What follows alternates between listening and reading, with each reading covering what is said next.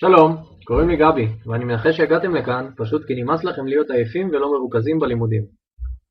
בשתי הדקות הקרובות אני אספר לכם כיצד גם אתם תוכלו להיפטר מהעייפות שאתם חווים, ובכך למעשה להיות יותר מרוכזים ולהצליח בלימודים.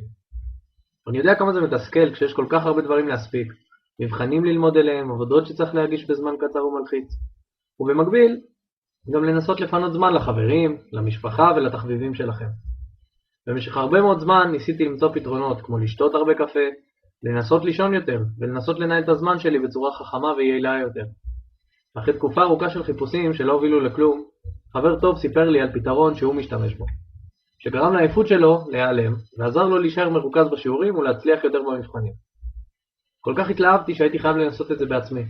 אחרי כמה שבועות, פתאום התחלתי להרגיש יותר אנרגטי. פתאום היה לי קל יותר לקום בבוקר ולהתחיל את היום רענן, והכי חשוב, אחרי יום ארוך של לימודים ועבודה, במקום להגיע הביתה עייף ולהישפך למיטה, הצלחתי סוף סוף למצוא זמן כדי לפגוש חברים ולבלות עם בת הזוג שלי. מה שהכי העליב אותי זה שהפתרון הזה היה קל ואפקטיבי, וזה לא דרש ממני לשנות שום דבר באורח החיים הרגיל שלי. אז אם גם אתם מרגישים שנמאס לכם מהעייפות הבלתי פוסקת, ושגם אתם רוצים להספיק ולנצל כל יום עד תומו, אני מזמין אתכם למלא את הפרטים שלכם ולקבל בחינם את המדריך שבו אגלה לכם איך אני מתמודד עם כל הלחץ והעומס המטורפים האלה, ובנוסף אגלה לכם 3 טיפים של 3 סטודנטים מצטיינים שמספרים איך הם מצליחים לשמור על הריכוז בשיעורים ולקבל ציונים גבוהים במבחנים. אז מלאו את הפרטים שלכם כדי לקבל את המדריך בחינם, ונתראה בהמשך.